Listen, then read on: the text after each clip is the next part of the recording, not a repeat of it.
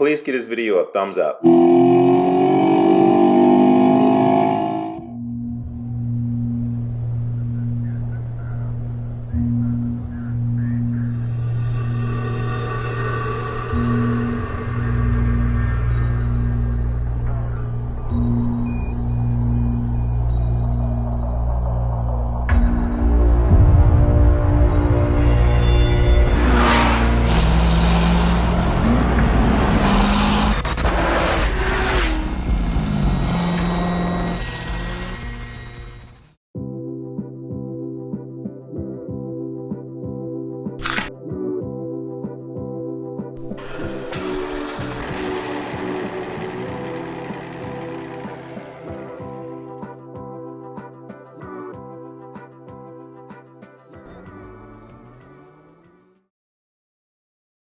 These are the reasons Chevrolet feel like they need to go from a front-engine Corvette to a mid-engine Corvette. Before hopping into this video, I would love for you to smash the subscribe button, and I hope you enjoy it.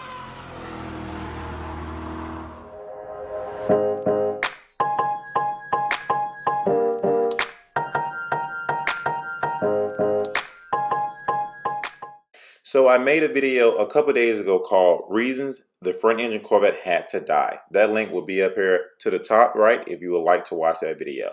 But that video was pretty much a starter video for this video. I want to give some reasons why GM had to go from front engine to mid engine Corvette. And I have a lot of great stuff in this video I would love for you to see and love for you to read. But with that being said, I want to also put this rendering here. This is one of the latest renderings of the C8 Mid Engine Corvette. I will tell you that I do like this rendering. I doubt it will be exactly like the mid engine Corvette that they're going to reveal on July 18, 2019. But if it looks anything like this, I can guarantee you right now a lot of Corvette enthusiasts will be excited and they will end up signing up for the C8 Mid Engine Corvette. Can't really answer the question about, what we're doing for C8 or what's the future of the Corvette today. But I can tell you that this is the best C7 that we'll ever make. This ZR1, 755 horsepower. This is the car. This is the end of C7. That I can tell you, and more to come, and we're very proud of what's going to happen on C8. So I know there's a lot of Corvette enthusiasts that have been waiting on this video for a very long time. They all wanted to know why the GM decided to go from a traditional front-engine platform to a mid-engine platform. They genuinely felt like GM didn't provide really good facts and reasons for why they needed to go mid-engine. So I wanted to make this video and give you actual facts of GM or people from Chevrolet being interviewed and asked questions why they felt like they needed to go mid-engine platform. As you all just saw in that 30-second clip I just played for you, Mark is definitely part of the Chevrolet Corvette brand as a whole. Mark Records was the guy that actually wrecked the ZR1 on the racetrack, and I know that was a big deal during that time, but everybody make mistakes. You pretty much heard Mark just say that the ZR1 is the best car they can make regarding the front engine Corvette. Like, he pretty much said right out of his mouth that the C7 Corvette ZR1 755 horsepower was the best front engine car they can make. So at this point, that gives you an indication they had to go mid-engine for a number of reasons, and I'm going to give you those reasons right now. Number one reason why Chevrolet needed to go mid-engine Corvette. Corvette's supercharged small block V8 engine had always been positioned up in the front, giving the 66-year-old classic American sports car its signature wedge shape.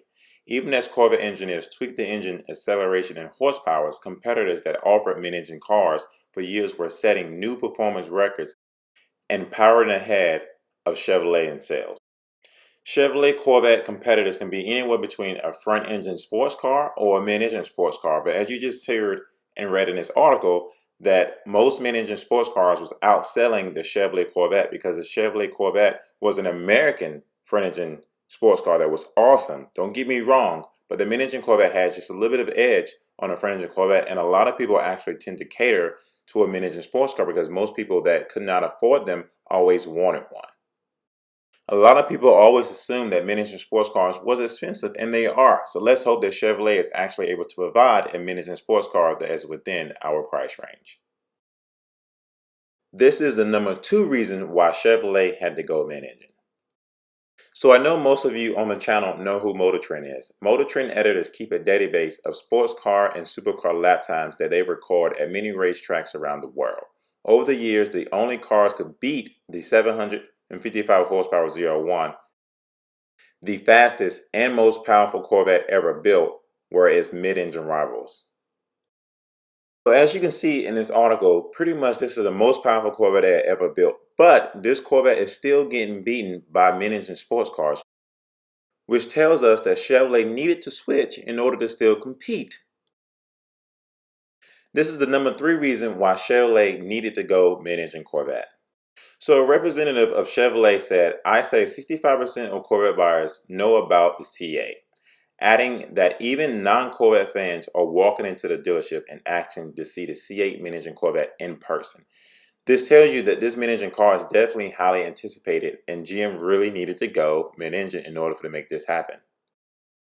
And this isn't a reason why GM decided to go mid-engine Corvette, but I wanted to show this because I still get emails of people asking me, will GM still continue to make their front-engine Corvette? I will at some point make a video with facts stating why GM could not continue to build the front-engine Corvette alongside a C8, and maybe they could have built the C7 Corvette alongside a mid-engine Corvette. But with this being said, General Motors truly felt like they needed to just end the C7 Corvette, and they will auction off the last C7 Corvette, a black 2019 model, at an auction on June 28th. So the representative of the Chevrolet brand says he expects the value of C7 Corvettes to depreciate slightly, though the more expensive models, Z06 and the Z01, will likely stay in demand. Now in his next comment, I completely agree with him and completely understand what a lot of people are concerned about the C8 mid-engine Corvette is. What can boost the prices and the sales of the C8 mid-engine Corvette is if they actually offer this in manual. The availability of a manual transmission in the C8 will make previous manual transmission Corvettes more desirable for those who prefer that driving experience, he said.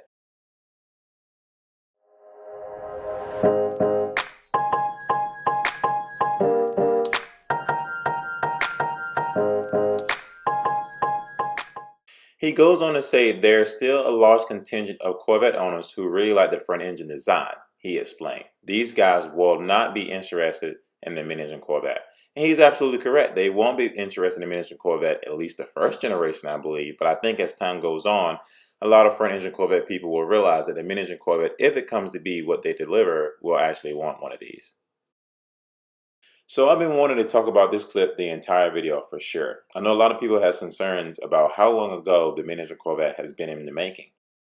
Dave, who spent 17 years as chief engineer of the Corvette, said the push for the mid-engine Corvettes really took off post 2008 when GM emerged from bankruptcy.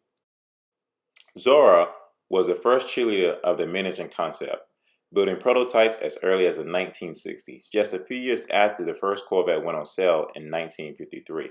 It was GM's sales and marketing teams, however, that were uninterested in a mid-engine sports car. So as you see right now, the mid-engine sports car was something that was talked about a long time ago. For a lot of people who were stuck in the traditional way of saying the front-engine Corvette should not go anywhere, the Corvette should have always been a mid-engine platform. It was just at that time they weren't interested in building it, and it could be for a number of reasons.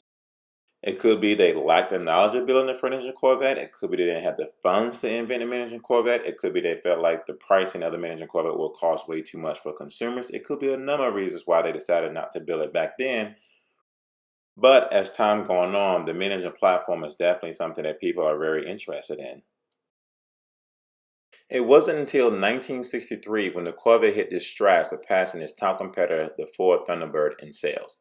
Now, top GM brass, including CEO Mary, are doing all they can to make sure the Corvette stays relevant, he said. The old company that didn't know what to do with Corvette, he noted, the new management is in favor of and has been more aggressive towards the mid-engine sports car, he said.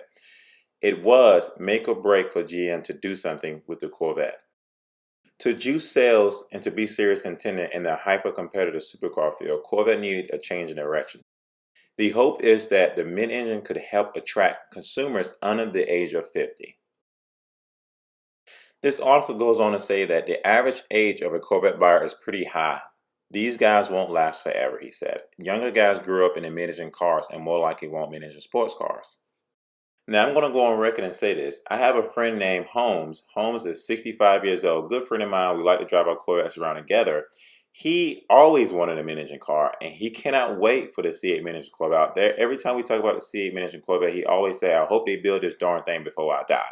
That's literally what he would say all the time. So I do think the mid-engine Corvette platform will Definitely have more other Corvette enthusiasts fall in love with it who definitely love the front engine Corvette. But I definitely know that GM is trying to cater this car to a younger generation. So before I finish off this video and this article, please share this video amongst your friends, family members, people that love Corvettes, people that love cars in general on any social media platform, because I wanted people to know and understand the real reasons why GM decided to kill the front engine Corvette and to go with the front engine Corvette. I wanted you all to have these facts in front of you. A mid engine Corvette may be the future, but the road ahead could be fraught with challenges.